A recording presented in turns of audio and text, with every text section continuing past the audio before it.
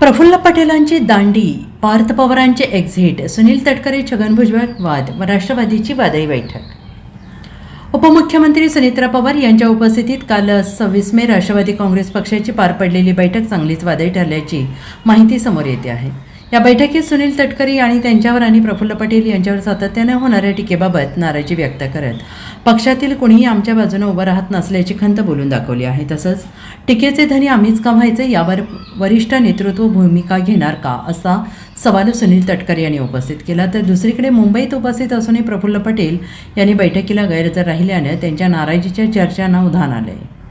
उपमुख्यमंत्री सुनीत्रा पवार यांच्या उपस्थितीत पार पडलेल्या बैठकीत सुनील तटकरे यांनी त्यांच्यावर आणि प्रफुल्ल पटेल यांच्यावर होत असलेल्या टीकेबाबत नाराजी व्यक्त केली. यावेळी सुनील तटकरे यांनी मुद्दे मांडत असताना मंत्री छगन भुजबळ यांनी त्यांना थांबवण्याचा प्रयत्न केला. मात्र स्पष्टता येण्यासाठी आपण बोलणारच असं सुनील तटकरेंनी छगन भुजबळांना सांगितल्याची माहिती सूत्रांनी दिली आहे.